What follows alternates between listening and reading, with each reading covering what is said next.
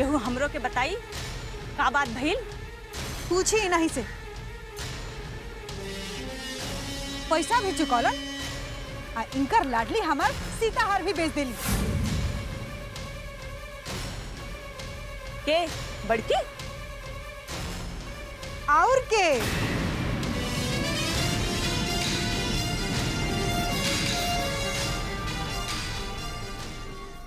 भैया का व्यवहार तो समझ के बाहर के बात हो गई बटे। बाबूजी, बाबूजी, बाबूजी हमार पति ना कोनो बहरूपिया हो।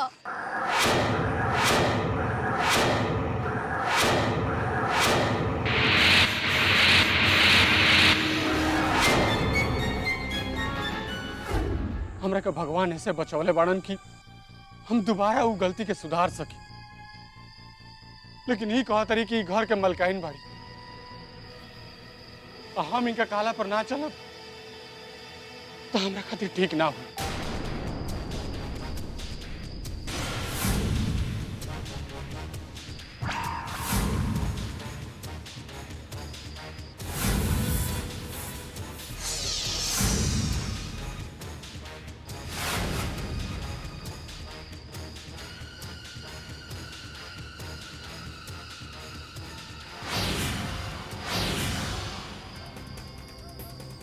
बाबूजी रहुए बताई कि हम का कर सकत हनी। झूठ बोलत तनी रहुआ।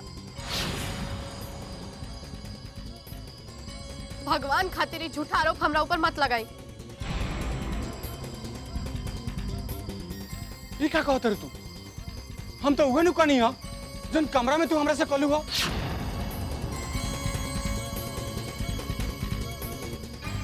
आइया होते तू एक सेकंड में बाबूजी के सामने हमरा के झूठा साबित कर डालू।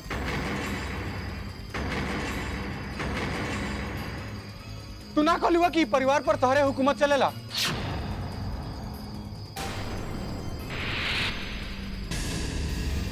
सब लोग हमरा उंगली पर नाचेला। अगर रउआ हमरा उंगली पर ना नाचब तो ठीक ना हुई। रहुआ का कहतनी हमरा कुछो नहीं के बुझात। हमरा कुछ नहीं खेब। हम तो उहे कनिया जौन तू हमरा से घर में कलू हो। तू हमरा से ना कलू हो कि परिवार हमरा मर्जी के मुताबिक चलेला। अगर रउआ हमरा मर्जी के मुताबिक ना चलम तो रउआ खातिर ठीक ना होई। हम तो बस उहे बात बाबूजी से कहे आइल बनी। रहुआ काहे ऐसे करतनी हमरा नहीं के समझ में आवत। काहे हमरा ऊपर झूठा आरोप लगाओ तनी। चुप चुप चुप चुप चुप। अरे ये को खानदानी घर के लोग कोनो मवालिन के घर ना, खाली तमाशा बना के रख देले वाड़ू लोग।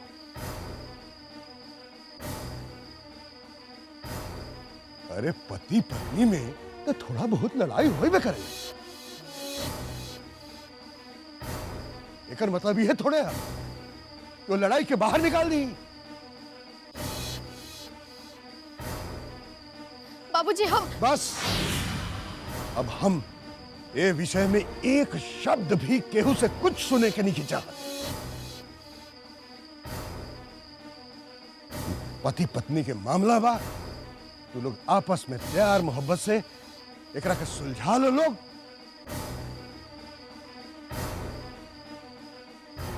तो उहे तहरा लोग खाती अच्छा रहे।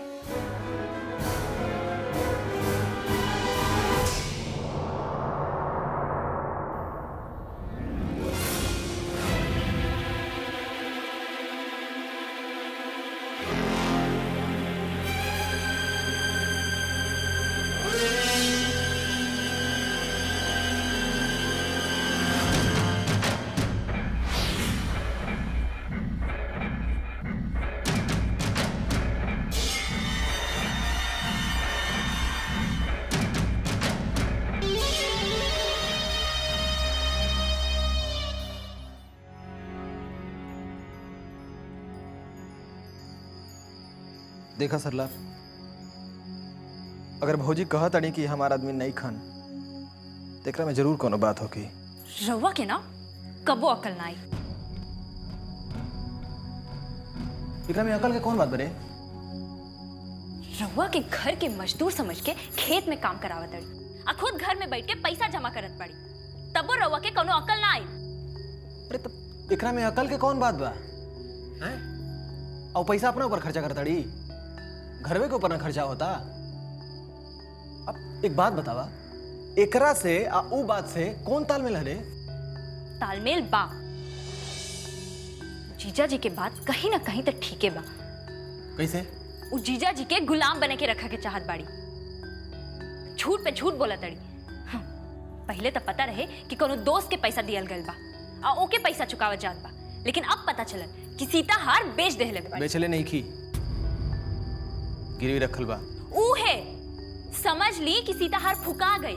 हाँ, कहे कि इतना पैसा तो नहीं खे कि सीता हार छुड़ावल जा सके। से कम गिरवी रखे से पहले एक बार पूछ तो लेवे के चाहिए, लेकिन ना, उनका तो बस अपने बात सही लागेला। देखा जौन कुछ भी होके, लेकिन हमरो के भैया का मिजाज ठीक नहीं लागत। काहे ठीक ना लगा था? अरे केहू अपना पति के छुहो ना दे तो गुस्सा ना आई। अरे तो भौजी के क्यों समझ? का भौजी भौजी करत नहीं? हाँ, पहले रउआ भौजी अपन पत्नी धर्म निभाए। अरे कौनो पति जानबूझ के हाथ ना उठावेला। पति के गुलाम बना के रखे के चाहिए तो कौनो पति हाथ उठाए। हमरा के नींद आवता, चला सुते दे हमरा के। सूता खूब सूता, घोड़ा गधा सब बेच के सूता। कल जब घर द्वार बिक जाए ना तब पता लगी।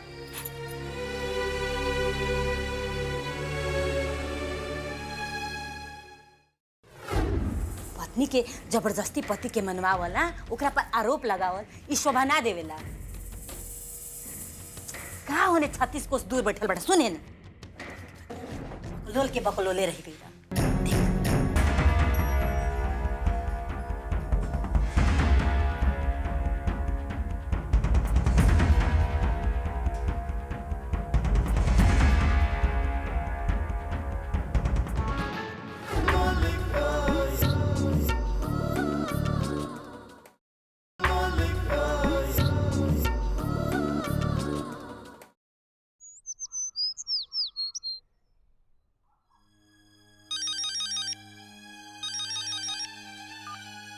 हेलो।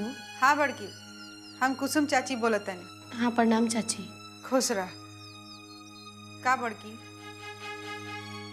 तू अपन वादा तोड़ देलू ना? कैसन वादा चाची? तू अपन वादा भी भुला गईलू? बताओ ना चाची, कैसन वादा? बड़की, तू कहले रहलू कि चाची सीता हर ताहर जैसन बा ओइसने रही। हाँ तो ठीक के तो वादा कहले रहनी। हम वादा तोड़ले कहाँ बानी? हम तो कहले रहनी कि ओम जी के दुल्हन के उ सीताहार पहनाएब, तो ओम जी के बियाह तो होखे दा, ओकरा बाद उ सीताहार तो उनकरे ह।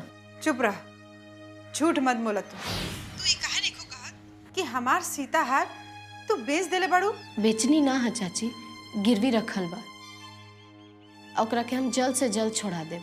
तो ठीक बा, हमार सीताहार हमरा काल्हे चाहिए।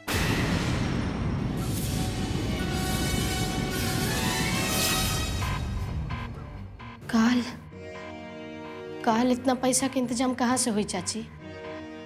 हम कुछ नहीं जानत। कैसन बात करत तारू चाची? देखा हमार विश्वास कर, सीताहार हमनी के घर के इज्जत बचौले बा।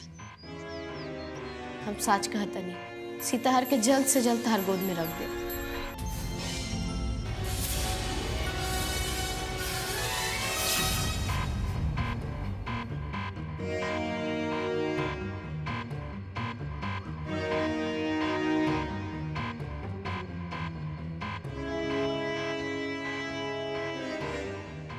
मलकाइन, मलकाइन हम ही पूछे बदे आयल रही हैं कि डॉक्टर साहब के यहाँ से कैसन दवाई लिया हो तो बा? सिर दर्द के। जी। जल्दी लेके आवा, तारा के खेत पे जाए के बा। जी ठीक बा। सुना दीना, डॉक्टर साहब से घर के हालचाल मत बताइए। जी मलकाइन।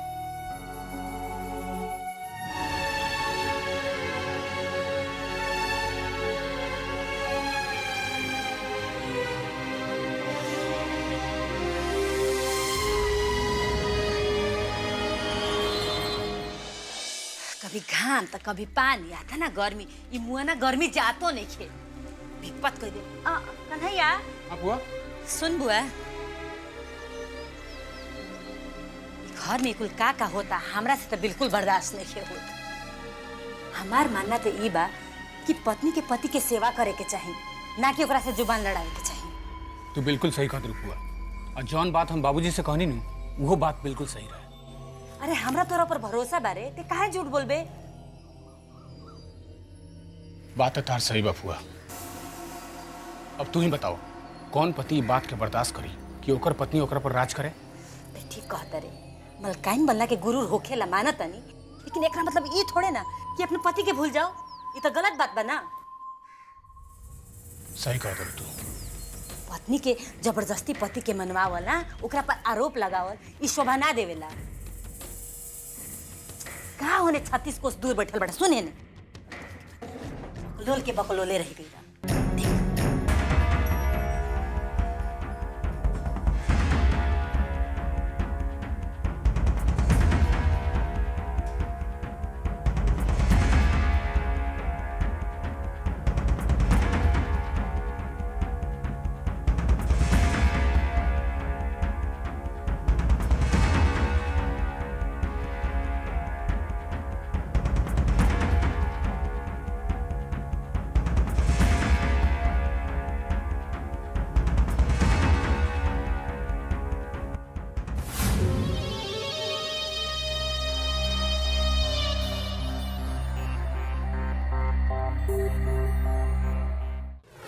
ऐसे हम चाहता नहीं कि भंडार घर के चाबी आज तिजोरी के चाबी तो वह अपना हाथ में ले ली। पूजा के बाद ही कारोबार हम खुद संभाला।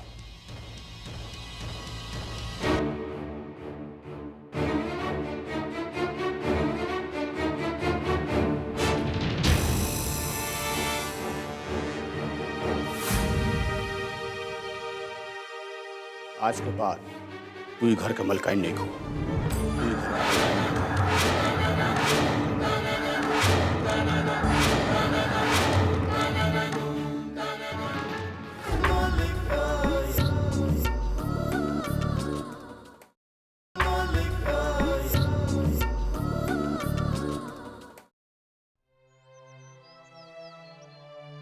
कितने दिनों से सर में दर्द हो रहा है?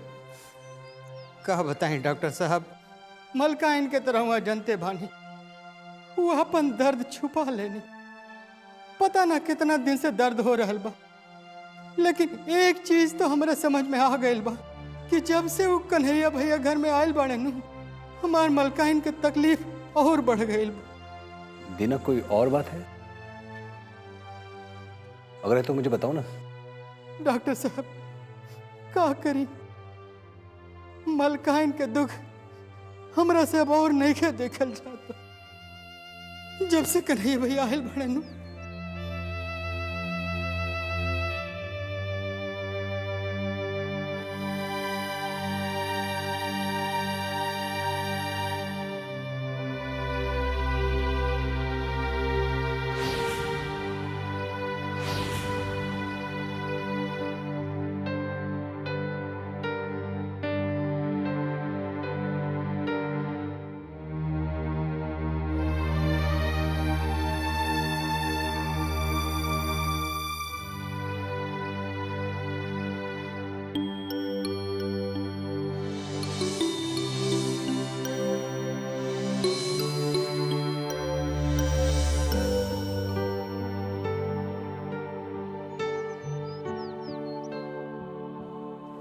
दीना अगर प्रेमा जी ने शक किया है तो कोई ना कोई बात तो होगी।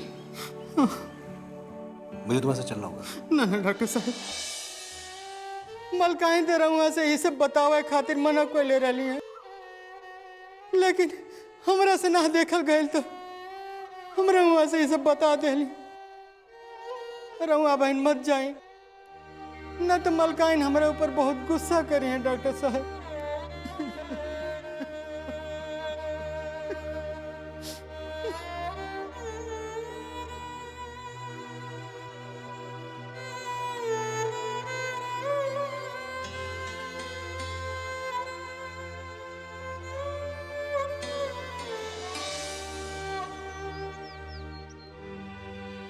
बाबूजी रहुआ समझे के कोशिश करी।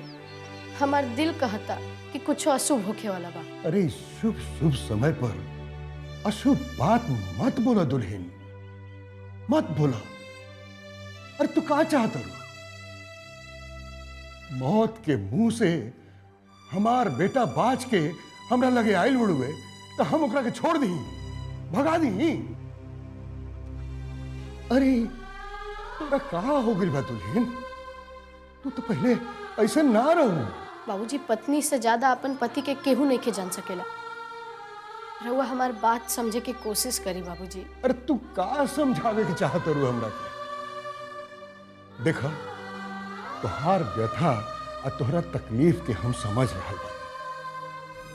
कन्हैया आके अपना मर्जी अपना इच्छा से तहरा विरुद्ध काम कर रहा बाने, बस यही से तू ऐसे कर।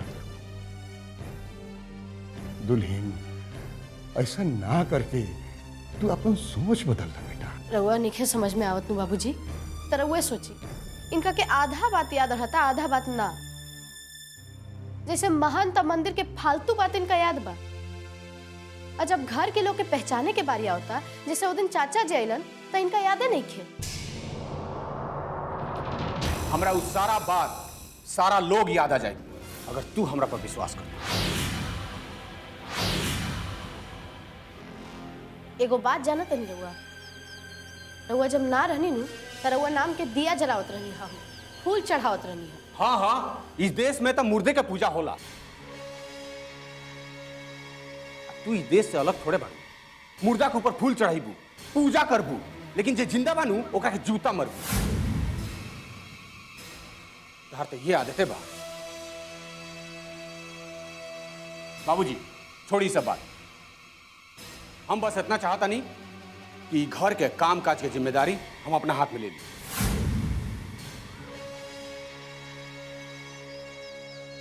हाँ बिल्कुल बेटा।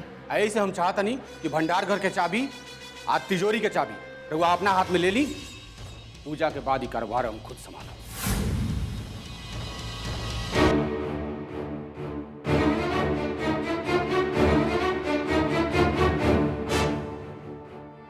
ठीक तबा।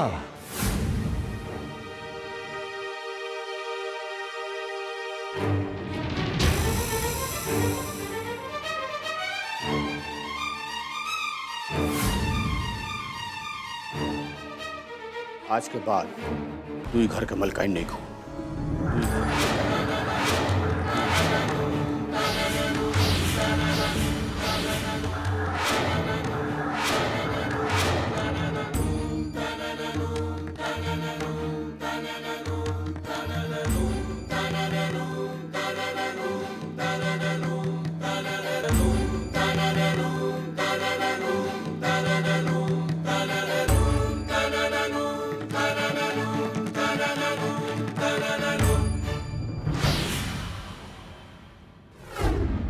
पहले 10,000 रुपए एडवांस।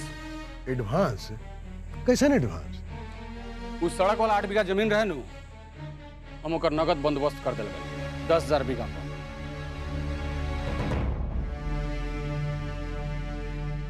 केकरा के देले बड़े रे? बबुआ के।